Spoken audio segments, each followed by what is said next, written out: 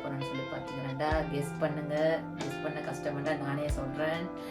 பருத்தித்துறைன்னு சொன்னால் எல்லாருக்கும் என்ன ஞாபகம் வரும்? பருத்தித்துறை வடை. ரெண்டே பார்த்தீங்கன்னா நான் பருத்தித்துறை வடை தான் செய்து காட்ட போகிறேன். நல்ல ஈஸியான ஒரு மெத்தடில் எல்லாருக்குமே தெரிஞ்சிருக்கும். தெரியாத ஆக்கள் பார்த்து இந்த வீடியோவை தெரிஞ்சு கொள்ளுங்க. இப்போ அதுக்கு என்னென்ன தேவைன்னு சொல்லி இப்போ வாங்க காட்டுறேன். பருத்தித்துறை வடை செய்கிறதுக்கு முதல்ல என்ன தேவைன்னு சொன்னால் உளுந்து வந்து நான் இந்த கப்பால் 1 கப் எடுத்து ஒரு 1.5 மணித்தியாலம் ஊற வச்சு நல்லா வடிச்சு எடுத்துருக்கிறேன். உளுந்தோட பார்த்தீங்கன்னு சொன்னால் நான் சேர்க்க போகிறது வந்து நார்மல் கோதம்பமா, அதாவது பிளெயின் ஃப்ளோர். அடுத்ததாக பார்த்தீங்கன்னா இதோட நான் உரைப்புக்கு சேர்க்க போகிறது வந்து சில்லி ஃப்ளேக்ஸ், அதாவது இந்த செத்த மிளகாயை துண்டா அடித்து வச்சிருக்கிறேன்.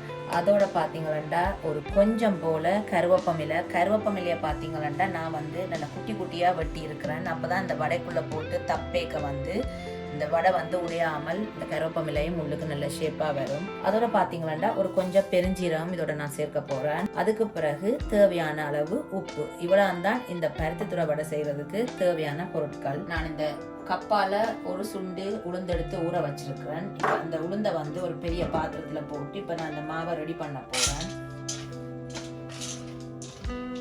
இப்போ அடுத்ததா பார்த்தீங்கன்னா நான் எந்த கப்பால உளுந்து அளந்தனோ அதே கப்பால 2 கப் நல்லா நிரப்பி நான் கோதம்பமா போட போறேன். பார்த்தீங்கன்னா இப்படி நிரப்பி ஒரு சுண்டு, 2வது சுண்டு. இப்போ அடுத்தத ஒரு மேசக்கரண்டி அளவுல நான் இந்த அறுவல் நொறுவலா இடிச்ச செத்த மிளகாய் போட போறேன். உங்களுக்கு உரைப்பு கூட விருப்பம்ண்டா நான் இப்போ சொல்கிற மாதிரி நீங்கள் 2 கரண்டி போட்டுக்கொள்ளலாம். நான் கொஞ்சம் உரைப்பு குறைச்சி தான் போட போகிறேன். அடுத்ததா ஒரு 1/2 மேசக்கரண்டி அளவு பெருஞ்சீரகம். அதுக்கு பிறகு நான் இந்த வெட்டி வச்சிருக்கிற இந்த கறிவேப்பிலை.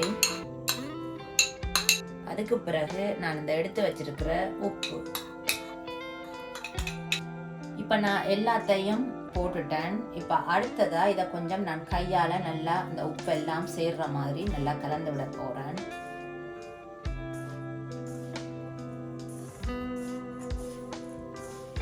நான் எல்லாம் நல்ல வடிவாக கலந்து விட்டுட்டேன். இப்போ அடுத்ததா பார்த்தீங்கன்னா இதை குழைக்கிறதுக்கு நான் சாதாரண தண்ணி தான் எடுத்துருக்கிறேன். அந்த நார்மல் வாட்டர், நீங்கள் நார்மலாக டைப்பில் இருந்து வர நார்மல் வாட்டர் தான். இப்போ இதை கொஞ்சம் கொஞ்சமாக தெளித்து நாங்கள் இதை குழைக்க போகிறோம். ஒரே அடிக்கு ஊற்றக்கூடாது. கொஞ்சம் பக்குவமாக குழைச்செடுக்கும். அதாவது நீங்கள் ரொட்டி குழைக்கிற பதத்தில் குழைச்சிங்கன்னா சரி.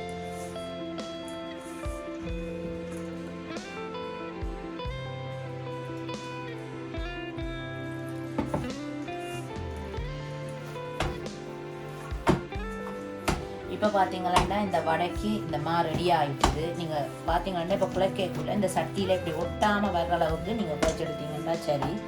அடுத்ததாக பார்த்தீங்கன்னா இந்த நான் கொஞ்சம் இதில் எண்ணெய் விட்டு தடவி விட போகிறேன் லைட்டாக.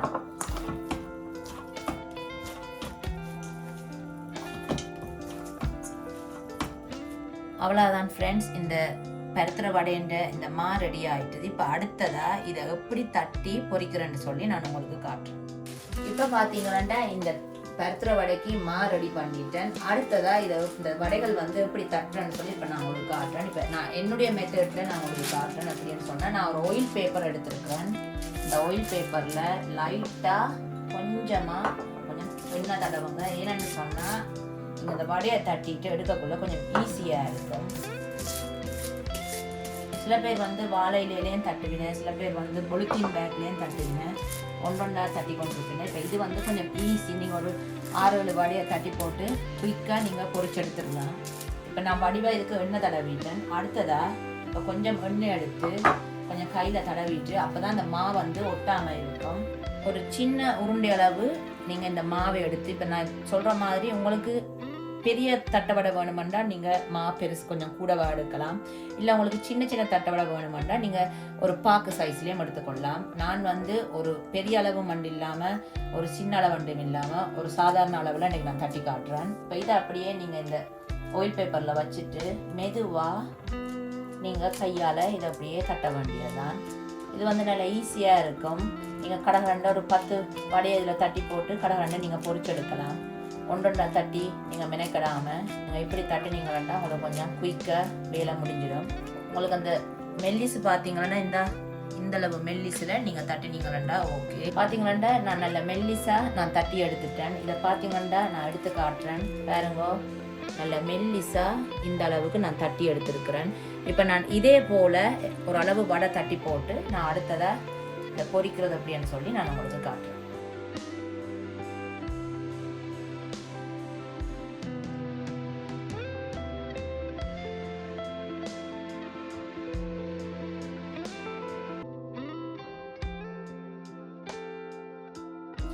இப்போ பார்த்தீங்கன்னா இந்த பருத்துற வடை, அதாவது இந்த தட்டை வடை நல்லா சூப்பராக நான் தட்டி ரெடியாக வச்சுருக்கிறேன். அடுத்ததாக நாங்கள் இதை பொரிச்செடுப்போம். நான் ஒரு அளவான சட்டியில் நல்ல இந்த வடையை போட்டால் முங்குற அளவுக்கு எண்ணெய் விட்டு நான் சூடார விட்டுருக்குறேன். இப்போ எண்ணெய் நல்லா சூடாக இருக்குது. இப்போ நான் இந்த தட்டி வச்சுருக்கிற வடையை ஒவ்வொன்றா எடுத்து நான் இதுக்குள்ளே போட்டு பொரிச்செடுக்க போகிறேன்.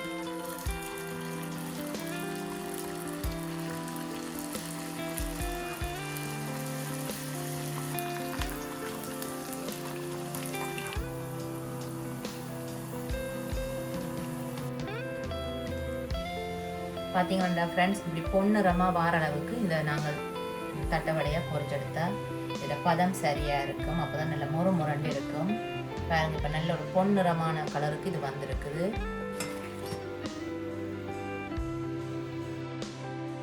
இப்போ இதே மாதிரி நான் மற்ற தட்டி வச்சிருக்கிற எல்லா வடையும் பொரிச்சு போட்டு நான் உங்களுக்கு எல்லாத்தையும் காட்டுறேன்.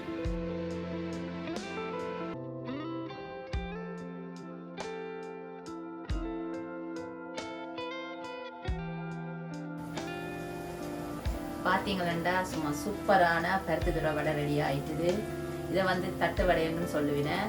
இது நார்மலாக பருத்துத்துறையில் தான் ரொம்ப ஃபேமஸ். ஒவ்வொரு விதமான என்னென்னு சொல்கிறது, உரைப்பாயம் இருக்கும், நார்மல் உரைப்பாயம் இருக்கும். அவ்வளோ சூப்பராக இருக்கும். இன்றைக்கி நான் உங்களுக்கு செய்து காட்டினேன் இந்த பருத்துத்துறை வடை ஈஸியாக இருந்திருக்குமென்று நம்புகிறேன். நீங்களும் இதை கட்டாயம் வீட்டில் செய்து பார்த்துட்டு எனக்கு கமெண்ட்டில் சொல்லுங்கள். இப்போ இந்த வடை எப்படி இருக்குன்னு சொல்லி சாப்பிட்டு பார்ப்போம்.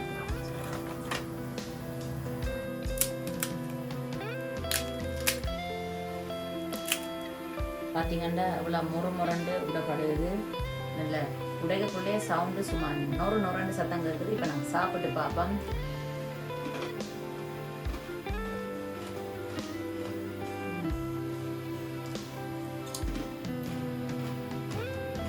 நல்ல முரண்டு அவ்வளவு சூப்பராக இருக்குது ஃப்ரெண்ட்ஸ். நீங்களும் இது கட்டாயம் வீட்டில் ட்ரை பண்ணி பாருங்கள். நான் சொன்ன அளவிலே நீங்கள் செய்து பாருங்கள். நான் பார்த்தீங்கன்னா இதுக்கு உரைப்பு சாதாரண அளவில் தான் போட்டிருக்கேன். உங்களுக்கு கூட உரைப்பு விருப்பமானாக்கள் நான் ஒரு மேசக்கரண்டி அளவு போட்டுனா நீங்கள் 2 மேசக்கரண்டி அளவு போட்டு நீங்கள் செய்து பாருங்க. நல்ல காரமாக சாப்பிட்றாக்களுக்கு அந்த அளவு சரியாக இருக்கும்.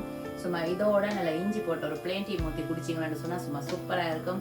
வேறு என்ன ஃப்ரெண்ட்ஸ், நான் இன்றைக்கு செய்து காட்டின இந்த ஈஸியான பருத்தித்துறை வடை உங்களுக்கு ஈஸியாக இருந்திருக்குமென்று சொல்லி நான் நினைக்கிறேன். நீங்களும் ட்ரை பண்ணி பாருங்க. ட்ரை பண்ணி பார்த்துட்டு நான் கட்டாயம் சொல்லுங்க. இதே மாதிரி நான் ஈஸியான வேறு வீடியோக்கள் நான் போட்டுக்கொண்டே இருப்பேன். நீங்கள் என்ன செய்யணும்னா மறக்காம இந்த வீடியோவை பார்க்கறது மட்டும் இல்லாமல் கட்டாயமாக லைக் பண்ணுங்க, சப்ஸ்கிரைப் பண்ணுங்க, சப்போர்ட் பண்ணுங்க.